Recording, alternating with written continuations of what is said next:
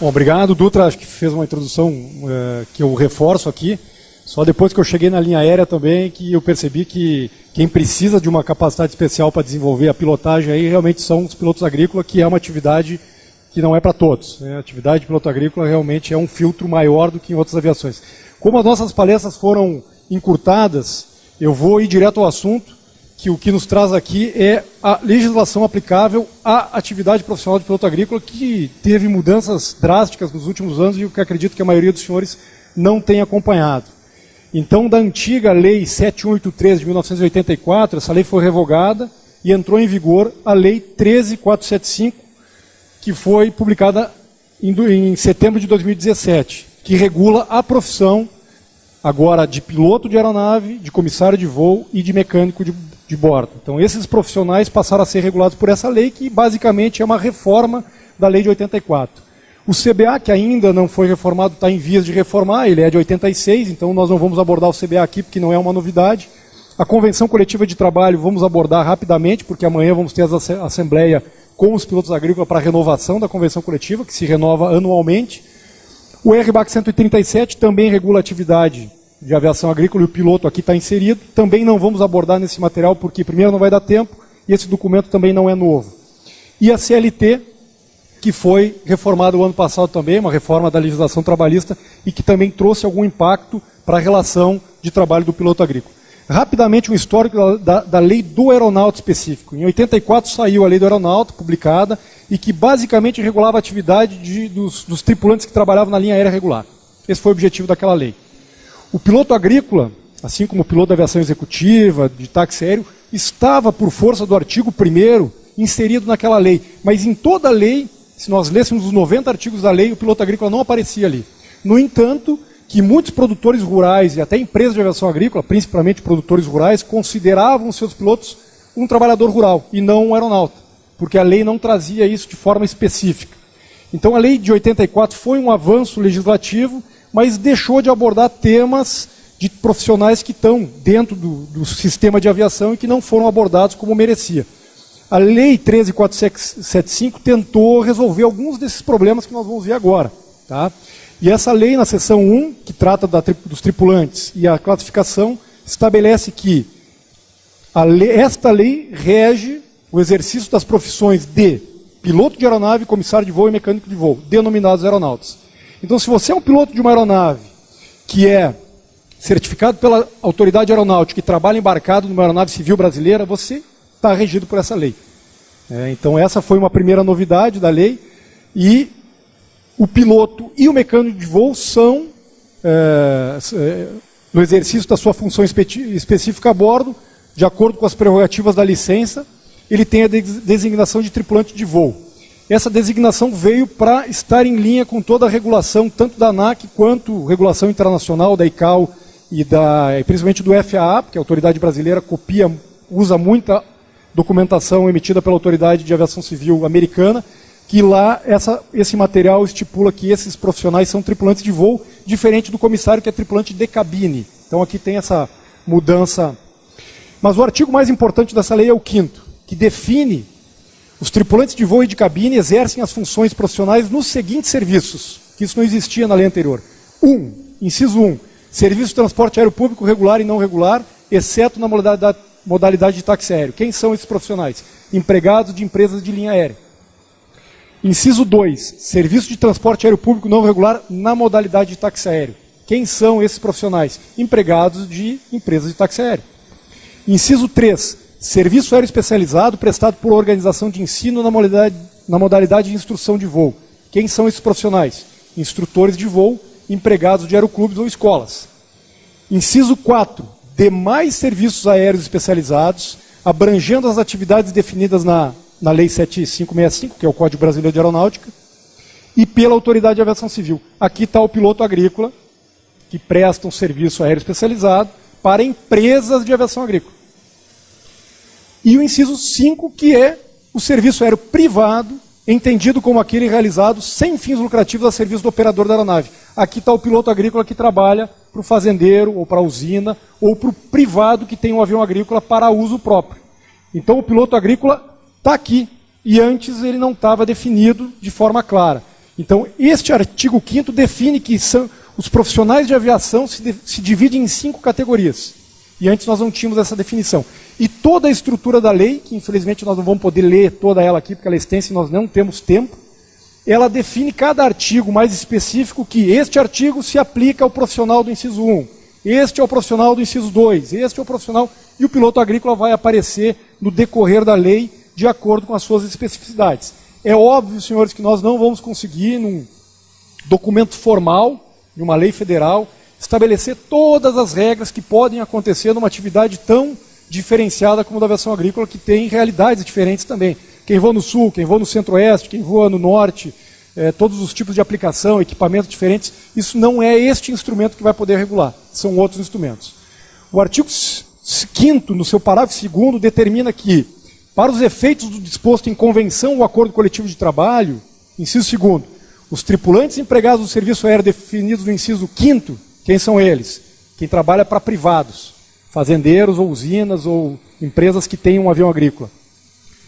Quando em atividade de fomento ou proteção à agricultura, são equiparados aos tripulantes de voo que ocupem os serviços, que operem os serviços aéreos especializados na modalidade de atividade de fomento ou proteção à agricultura. O que significa isso? Para fins de aplicação de convenção coletiva de trabalho, o empregador, que é um privado, um fazendeiro, deve seguir a convenção coletiva firmada pelo SINDAG, mesmo não sendo uma empresa de aviação agrícola. Isso trouxe piso salarial e condições de trabalho para o piloto que trabalha para privados, que antes nós não tínhamos, que equipara ele ao piloto que trabalha para uma empresa de aviação agrícola. Este parágrafo 2º do artigo 5º traz essa previsão, então.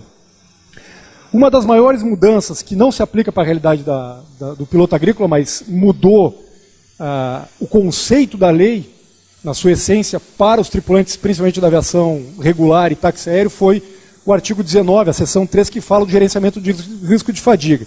Basicamente, esse artigo diz o seguinte: os limites das escalas de trabalho desses tripulantes podem ser alterados de acordo com um programa que garanta que esse tripulante vai ter condição psicomotora de trabalhar naqueles períodos, naquelas jornadas. Ou seja, não há mais uma jornada, limites rígidos e fixos. Esses limites podem ser alterados de acordo com um programa que está baseado no RBAC 117, que não foi ainda publicado pela ANAC, está em vias de ser construído, onde as empresas aéreas podem estender uma jornada de trabalho, diminuir ou aumentar os limites. Por exemplo, uma empresa aérea brasileira quer fazer um voo de Guarulhos para Hong Kong.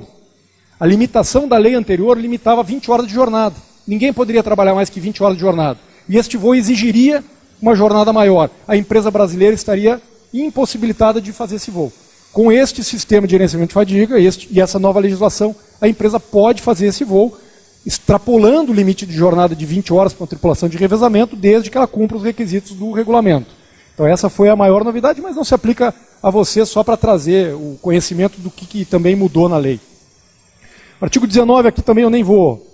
O parágrafo 4º só, que fala, toda vez que tiver que passar de 12 horas de jornada diária para uma tripulação simples, é obrigatório ter um acordo coletivo com a entidade sindical para poder autorizar trabalhar mais do que as 12 horas diárias. Até 12 horas diárias esse sistema pode comprovar que há condições psicomotoras e segurança para que o tripulante opere. Tá? O que nos interessa, o artigo 20 talvez seja o artigo mais polêmico. Tá? E muitos pilotos aqui vão se sentir não enquadrados nele, mas é a realidade. O artigo 20 ele traz de forma expressa a obrigação do operador da aeronave ter um contrato de trabalho diretamente com o seu piloto. Aqui afasta a possibilidade de cooperativas, terceirização, PJ, tudo isso, pela leitura dessa lei, está irregular.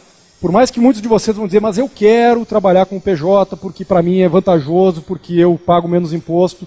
Esta lei afastou, e o intuito do legislador à época foi o seguinte: afastar uma prática da aviação geral, que é muito comum, que são os freelancers, pilotos que trabalham como freelance para vários empregadores, não tem um vínculo empregatício com nenhum deles, não mantém uma relação fixa, e que acabam ocupando 3, 4, 5, em casos que a gente conhece em regiões do centro-oeste, 8 aeronaves.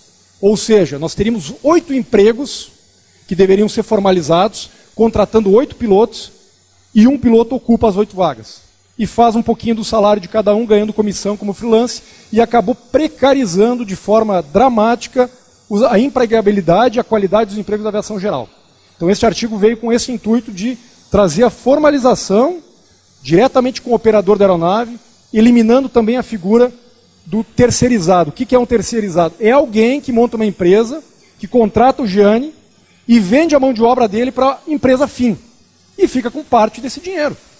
E esse dinheiro normalmente vai sair de quem? Do piloto. É o piloto que vai pagar essa comissão. Porque o empregador vai pagar a mesma coisa que ele pagava antes. Então, para eliminar este personagem, esse intermediador, que poderia terceirizar a mão de obra, isso já estava começando a acontecer com escolas de aviação, se criou a previsão deste artigo. Então, o operador da aeronave tem a obrigação legal, prevista no artigo 20 da Lei 13.475, de contratar o piloto diretamente. Ele não pode ter nenhuma outra forma de contratação. E aqui o parágrafo 1º traz a possibilidade de ter um piloto para substituir o piloto que tirou férias, principalmente na aviação executiva. O piloto tira férias, 30 dias, o empregador pode usar então a mão de obra de um freelance, não mais do que 30 dias e não mais do que uma vez por ano, que é a previsão do parágrafo 1º. Pessoal, se vocês tiverem dúvidas, perguntas, é uma interação aqui, não é uma palestra. Pode?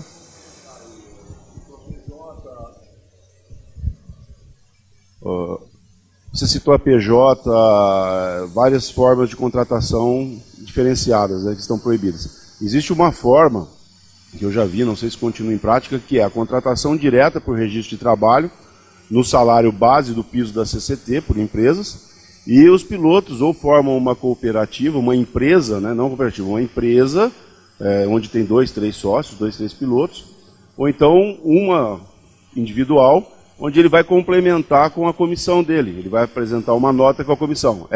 Então ele tem o salário, está registrado, está cumprindo a lei, mas ele tem essa segunda proposta, que é para a complementação do salário como uma empresa. Como é que fica aí?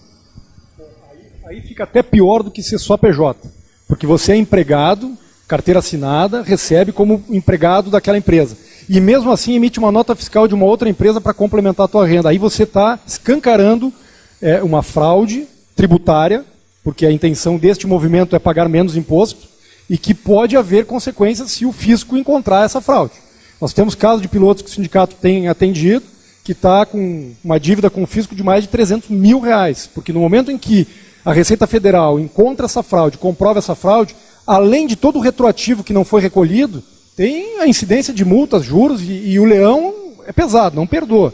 Então, são casos ainda esporádicos. A nossa preocupação é que, por denúncia ou por alguma ação fiscal da Receita Federal, que comecem a se encontrar esse tipo de contrato, onde a fraude ela não é difícil de ser comprovada, porque a lei fala uma coisa, e muitas vezes nós temos um piloto que tem uma empresa de TI e emite uma nota de 100 mil reais para uma empresa de aviação agrícola por serviços de TI prestados. Foi a forma que eles encontraram de fazer a transferência do dinheiro e encontrar uma maneira que se achou nesse momento legal. Mas isso é um perigo para o piloto agrícola também, porque ao mesmo tempo que ele está pagando menos imposto, ele está incidindo numa fraude fiscal que pode ser descoberta e cobrada. Bloqueia CPF, vai para a dívida ativa da União, penhora bens, carro, imóveis. É um problema na vida do piloto se isso acontecer. Então, num primeiro momento pode parecer atrativo, até para o empregador, porque ele vai pagar menos encargo, não vai pagar INSS, Fundo de Garantia 13º, mas não é. E neste caso em que você, além de prestar o serviço como empregado, presta um serviço como um terceirizado, a fraude fica mais aparente ainda. E é uma fraude que não acontece só na aviação, tá? Acontece em vários prestadores de serviço, onde jornalistas, isso é muito comum, mas ele tem, uma das principais intenções deste movimento é fugir do pagamento de imposto e de tributos. Tá? E, infelizmente, imposto e tributos são coisas que nós não temos gerência, né? É o Estado brasileiro que determina. Então, aqui é um ponto sensível. A gente sabe que talvez, eu vou proporcionalizar aqui, mas chutando, talvez mais de 90% dos pilotos agrícolas brasileiros estejam trabalhando e recebendo de uma forma que não é exatamente como a lei prevê. Tá? Tem alguns que recebem mais na carteira, um pouco por fora, tem gente que está tudo por fora, tem gente que é PJ, tem gente que tem todos os tipos. Agora, qualquer coisa que for paga fora da previsão da convenção coletiva, como piso salarial e a participação do lucro da empresa, registrado na carteira de trabalho como empregado, é uma fraude, é irregular. Eu sei que esse ponto é sensível, muitos pilotos querem manter isso, mas assume-se o risco dessa realidade. Tá? O artigo 20 ainda prevê que, no parágrafo 2º, que a prestação de serviço remunerado, conforme prevê o parágrafo 1º, não poderá ocorrer por mais de uma vez ao ano e deverá ser formalizado por contrato escrito sob pena de presunção. É aquele cara que vai substituir o piloto que está registrado. Esse pode ficar até 30 dias, uma vez por ano, sem o registro, que é para cobrir o piloto que está de férias. Tá? Limite de voo e de pouso, gente. Vou ser bem breve, porque a gente tem só meia hora que vai começar outra palestra. O piloto agrícola ele tem 9 horas e 30 minutos de voo por dia. Tá? Toda vez que a gente voar mais que 9 horas e 30 minutos de voo, a gente está incorrendo numa infração aqui. Os tripulantes referidos nesse artigo, o piloto agrícola não tem limite de pouso diário. O piloto de linha aérea tem limite de pouso diário, o piloto agrícola não tem. Limite mensal e anual de hora de voo, 85 horas ou 850 anual para quem voa turbohélice e 100 horas e 960 para quem voa avião convencional. Se voar os dois aviões, é o limite menor. Quando os tripulantes operarem diferentes tipos, o limite é menor. Tá? O parágrafo 2º do artigo 33 ainda toca aqui no piloto agrícola. O tripulante empregado do serviço aéreo especializado, definido no inciso 4 do caput do parágrafo 5º, que é o piloto agrícola, trabalha para as empresas de aviação agrícola, quando a atividade de fomento ou proteção à agricultura, poderão ter os limites previstos nesse artigo estabelecidos em convenção ou acordo coletivo de trabalho, desde que não ultrapassem parâmetros de segurança determinados pela autoridade de aviação civil. Por que nós trouxemos este parágrafo aqui? Para não deixar vocês amarrados a uma lei que pode não contemplar a realidade de cada um. Então, um piloto de turbohélice, hoje um air tractor que voa numa condição tranquila de trabalho, na base, com ar-condicionado, ele pode voar mais que 85 horas por mês? Pode, desde que a empresa que ele trabalhe firme um acordo coletivo de trabalho. E este acordo coletivo de trabalho, neste momento, com força de lei, começa a regular a relação que eles podem ter, ultrapassando o limite da lei. Mas para que isso não ficasse muito solto, se criou outro caminho legal, jurídico, que é o acordo coletivo. Tá? E a ANAC, toda vez que ultrapassar o limite previsto na lei, a ANAC vai ter que dar o ok, vai ter que chancelar essa mudança, e que a ANAC já nos antecipou que o sindicato, entendendo que aquilo é seguro e é viável, ela não vai se opor. Se o empregador, o empregado e o sindicato da categoria profissional entenderem que aquilo é viável, a ANAC não vai se opor, a não ser que seja uma aberração muito, muito grande. Limite de jornada, aqui é um outro ponto polêmico, tá, gente? O limite de jornada diária é de 11 horas. Então, no momento que você inicia a sua jornada de manhã, você tem que terminar ela no máximo 11 horas depois, tem que iniciar o seu repouso. Há um caso onde o comandante, que é o piloto agrícola, pode estender por 60 minutos, que é pouso intermediário, manutenção não programada, meteorologia. Aí ele pode estar previsto no artigo 41, eu não trouxe esse artigo aqui, mas há uma previsão de estender por 60 minutos. Este também é um artigo, tá, que está lá no parágrafo 1º, dizendo, parágrafo único, os tripulantes empregados dos serviços aéreos especializados definidos no artigo 4 do caput do parágrafo 5º, que são os pilotos agrícolas, quando em atividade de fomento à agricultura, poderão ter os limites previstos estabelecidos em convenção ou acordo coletivo de trabalho. Pode alterar isso? Pode. A lei prevê um caminho para que isso seja feito. Agora, esse caminho tem que ser percorrido pelas partes interessadas, que são os pilotos via sindicato e os empregadores, pode ser via convenção pelo sindicato patronal, ou a própria empresa, a empresa de aviação pode firmar esse acordo com os seus empregados através do sindicato. Então essa foi uma flexibilidade que nós mantivemos na lei para não engessar a operação. Há uma forma de flexibilizar? Há, mas é uma forma que tem que cumprir um protocolo legal, que é o acordo coletivo de trabalho. A duração do trabalho também é de 44 horas semanais e 176 mensais. Época de safra, ninguém respeita isso. Tá? A gente sabe disso. A gente trabalha mais de 44 horas semanais, trabalha mais de 176 mensais nos meses de safra. O mesmo parágrafo 1º está ali dizendo, pode alterar? Pode, desde que esteja a previsão no acordo coletivo de trabalho. Então a lei trouxe os mínimos, trouxe um piso, mas criou a possibilidade legal de flexibilizar via acordo coletivo. Esse acordo coletivo de trabalho, como que formaliza isso? É muito burocrático? Enfim, só para você explicar um pouquinho sobre isso. O acordo coletivo é um documento que pode ter validade por até 24 meses, onde o sindicato negocia com o empregador as cláusulas, convoca uma assembleia dos seus pilotos, a maioria dessa assembleia aprovando aquelas condições, ela entra em vigor. e tem força de lei. A partir daquele momento, aquele acordo estabelece a relação de trabalho para as cláusulas que foram abordadas. O que não foi abordado ali é convenção coletiva, CLT, e até a própria Constituição que trata de temas trabalhistas. Então não é muito burocrático, desde que as partes se entendam. O empregador talvez vai fazer uma proposta que não possa ser aceita porque extrapola demais ou precariza o trabalho. Mas se o empregador tiver a intenção de flexibilizar algum limite dentro de uma lógica que vai melhorar a vida do próprio piloto e da companhia, porque nós precisamos de empresas fortes, as empresas têm que ganhar dinheiro, a empresa tem que ir bem, o empresário tem que ir bem para poder fornecer um bom emprego para o piloto. Não adianta a gente achar que a gente quer um bom emprego, um alto salário, se a empresa não consegue se desenvolver. Então a lógica de ter um emprego forte numa empresa ruim não existe. A empresa tem que ser forte para o emprego ser bom. Então o sindicato está aberto via SINDAG, é o melhor canal. O SINDAG nos comunica, olha, a empresa X está querendo fazer o acordo. E o sindicato começa então a negociação da redação de uma minuta, que vai ser apresentada em assembleia para os pilotos, aprovado, ela tem valor. Tá? Mas quem assina este documento por parte dos pilotos é o sindicato. E quem assina por parte da empresa é o proprietário da empresa, o responsável pela empresa. Então aqui também as jornadas de trabalho que a gente sabe que na prática não são cumpridas, porque na safra o piloto quer voar e a empresa tem que produzir, elas podem ser flexibilizadas. Caso contrário, que não houver um acordo coletivo de trabalho e passar de 44 horas, está ocorrendo numa infração. Pode ser multado, pode ter problema.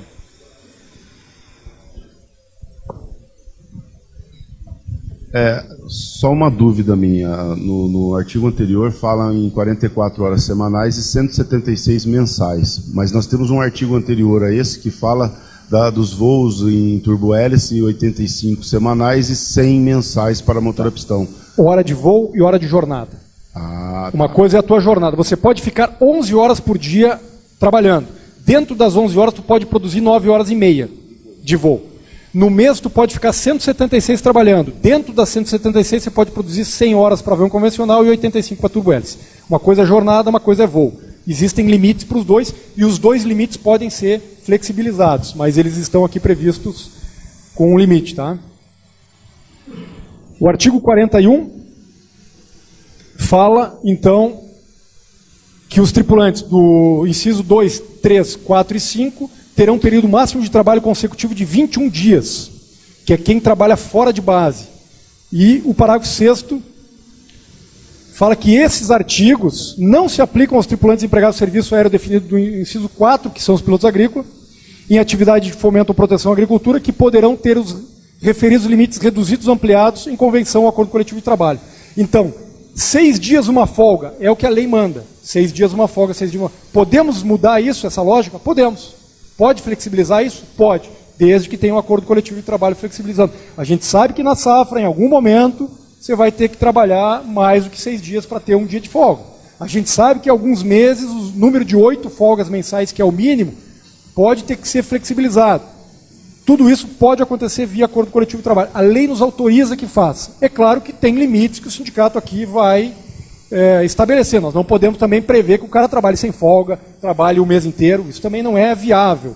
Mas algo que seja viável, que seja benéfico para a empresa, que seja benéfico para os pilotos, o sindicato está aberto para fazer essa análise e regulamentar isso através desse instrumento formal que é o acordo coletivo de trabalho.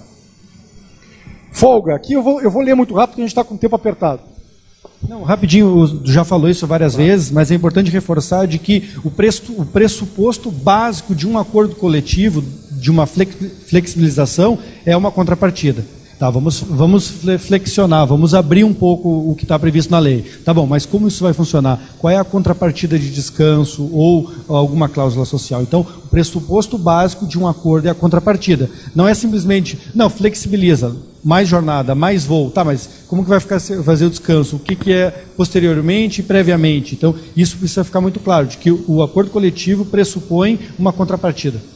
Tá? Sempre observando limites de segurança. A gente não vai poder botar um piloto numa situação onde ele não vai ter condição de estar pilotando um voo complicado, que é fazer um voo manual o tempo todo, complicado, da aviação agrícola. Então tem que se observar cada uma das flexibilizações, como bem pontuou aqui o comandante Dutra, que há situações que pode ser flexibilizado desde que se respeitem limites aí, principalmente de segurança.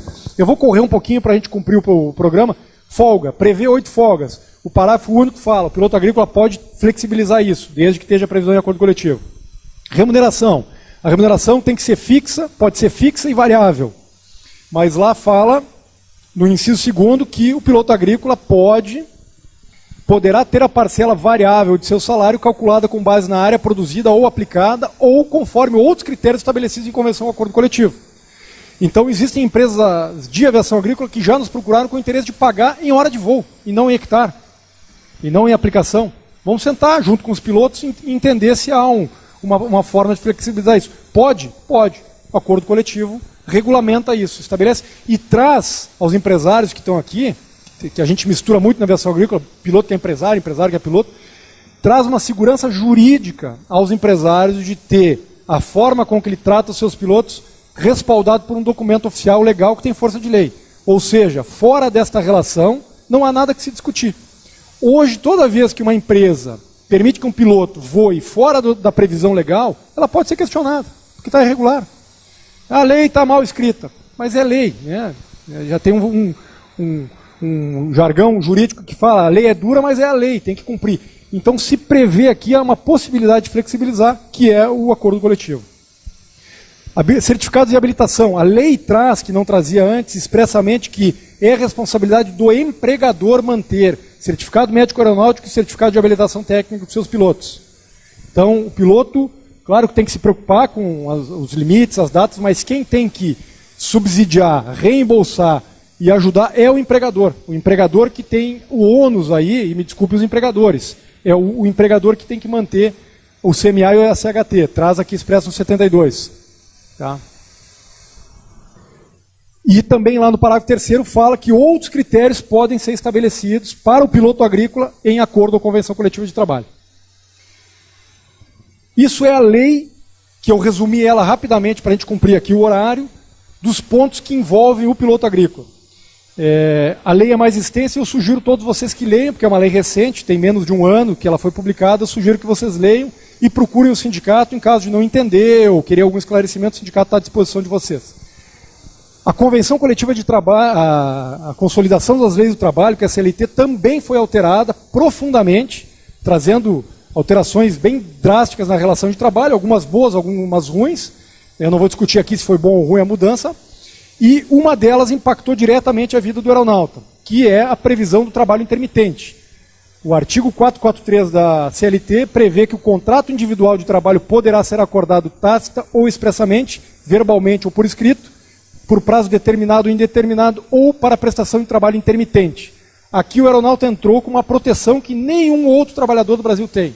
Só o aeronauta tem. No parágrafo 3º dizendo o seguinte: considera-se como intermitente o contrato de trabalho no qual a prestação de serviços com subordinação não é contínua, ocorrendo com alternância de período de prestação de serviços e de inatividade, determinados em horas, dias ou meses, independente do tipo de atividade do empregado e do empregador, vírgula, exceto os aeronautas, que são regidos por uma regulamentação, uma legislação própria.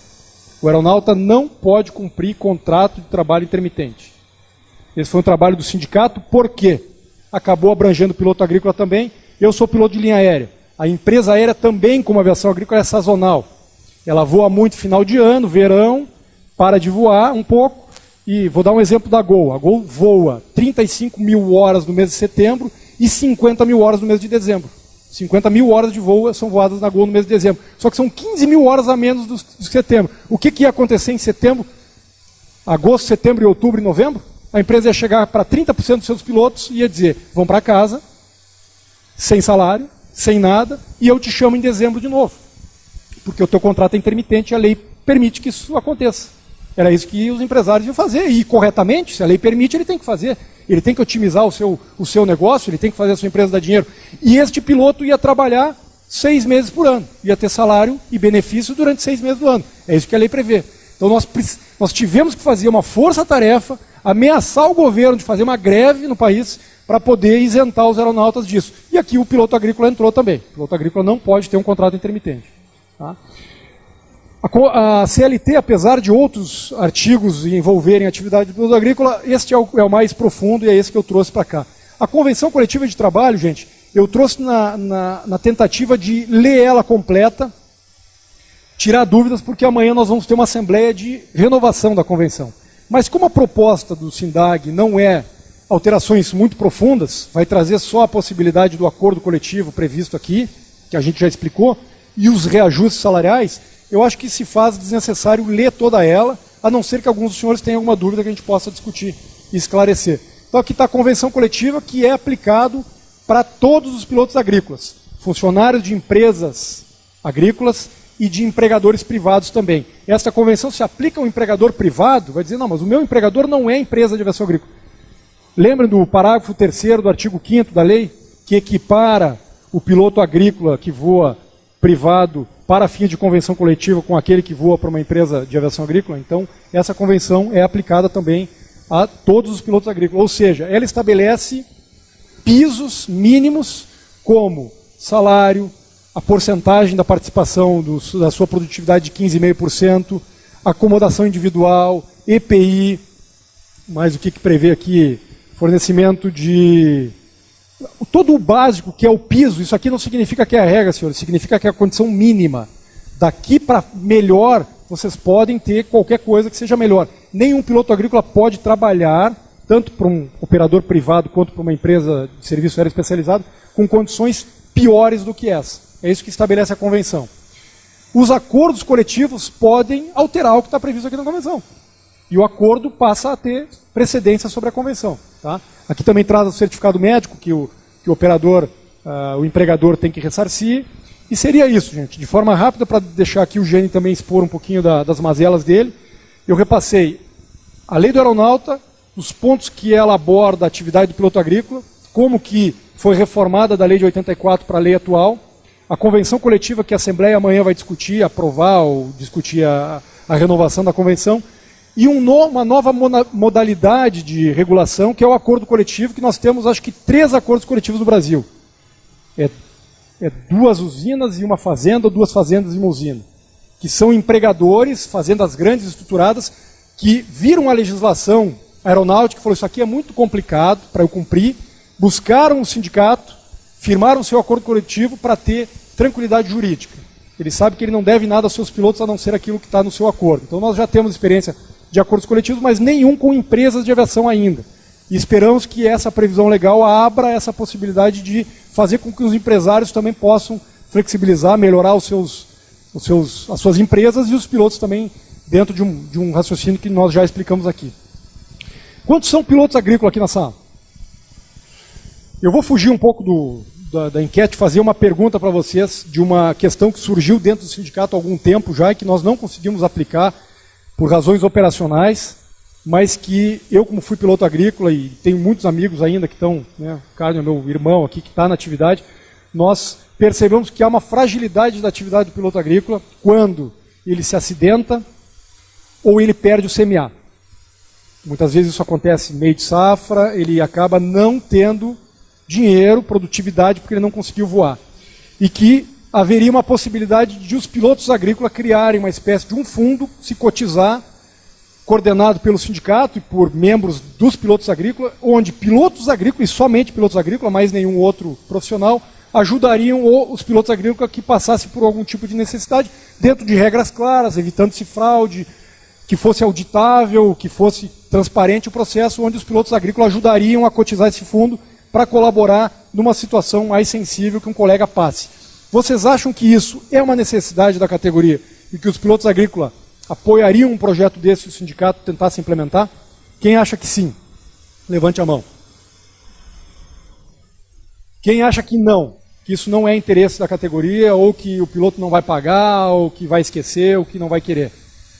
Bom, é bom essa enquete, a gente vai tentar desenvolver o material e enviar para os pilotos para que respondam um questionário, desenhando mais ou menos como isso poderia acontecer, para que aí a gente, na parte legal, crie este fundo, e vai precisar de um número mínimo de pilotos e tal, e tentar oferecer esse serviço, porque eu acho que é algo básico na vida de alguém, no momento uma surpresa, uma doença, te incapacita para o trabalho ou um acidente, e você tem os seus compromissos sociais, pessoais, familiares, e não consegue cumprir porque ficou numa situação sensível. É óbvio que nós vamos ter que criar barreiras para evitar fraude, para que as pessoas não usem este fundo sem realmente necessitarem, e que para que ninguém fique pagando alguém que não merece ou que não é devido esse valor.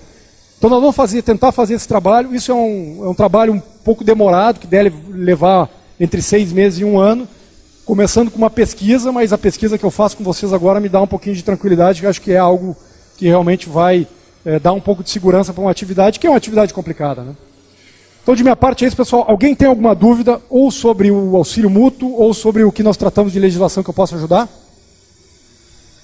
Não? Então eu vou passar a palavra para o Gianni, que vai, como representante sindical dos pilotos agrícolas, dentro da estrutura diretiva do sindicato, vai passar para vocês um pouco das dificuldades que ele também enfrenta para desenvolver o trabalho dele. Tá? Muito obrigado pela atenção.